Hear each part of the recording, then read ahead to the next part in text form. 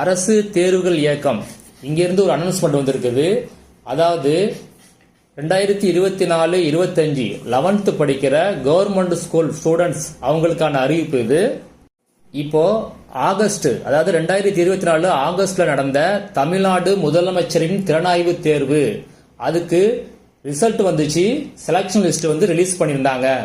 எப்போ ரிலீஸ் பண்ணியிருந்தாங்க அப்படின்னா நவம்பர் 6, 2024 ரிலீஸ் பண்ணியிருந்தாங்க. இப்போ அப்போ வந்த செலக்ஷன் லிஸ்ட்ல ஒரு சேஞ்ச் பண்ணியிருக்காங்க. என்ன பண்ணியிருக்காங்க அப்படின்னா 4 ஸ்டூடெண்ட்டை ரிமூவ் பண்ணிட்டு புதுசா 6 ஸ்டூடெண்ட்டை ஆட் பண்ணியிருக்காங்க. அந்த லிஸ்ட்டை ஏன் சேஞ்ச் பண்ணியிருக்காங்க அப்படின்னா சில ஸ்கூல் ஹெட்மாஸ்டருக்கு சில டேட்டாஸ்லாம் வந்திருக்குது. அதாவது என்னன்னா date of birth, community, disability ஸ்டூடெண்டா அப்படின்னு சொல்லி சில சேஞ்சஸ்லாம் வந்திருக்கு. அதை வச்சு இந்த சேஞ்ச் பண்ணியிருக்காங்க. இப்போ நீங்க பார்க்குறது தான் அந்த அனௌன்ஸ்மெண்ட்.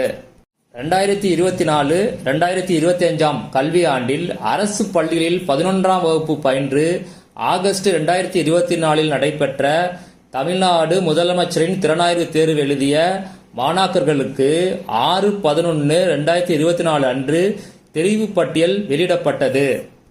சில பள்ளி தலைமை ஆசிரியரிடமிருந்து பெறப்பட்ட மாணாக்கர்களின் பிறந்த தேதி, இனம், மாற்றுத்திறனாளி விவரங்களில் மேற்கொள்ளப்பட்ட திருத்தங்களின் அடிப்படையில் தெரிவு பட்டியல் மாற்றியமைக்கப்படுகிறது. விவரம் பின்வருமாறு.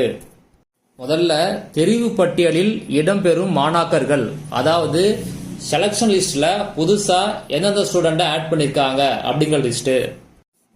ரம்யா கிருஷ்ணா, நரேஷ், அபிஷாத், மாலினி, தீபக், தர்ஷன் இவங்க 6 பேரையும் ஆட் பண்ணிருக்காங்க.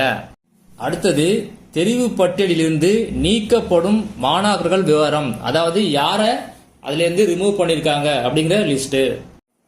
சித்ரா, கோகுல ரமணன், திருமுருகன், பவித்ரா இவங்க 4 பேரையும் ரிமூவ் பண்ணிருக்காங்க.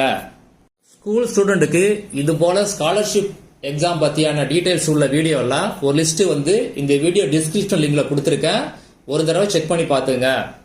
உங்களுக்கு இது போல நியூ வீடியோ அப்டேட் வேணும் அப்படின்னா என் வாட்ஸ்அப் குரூப்ல ஜாயின் பண்ணிக்க. அதோட லிங்கை வந்து இந்த டிஸ்கிரிப்ஷன்ல கொடுத்துருக்கேன். அதையும் ஒரு தடவை செக் பண்ணி பாத்துங்க.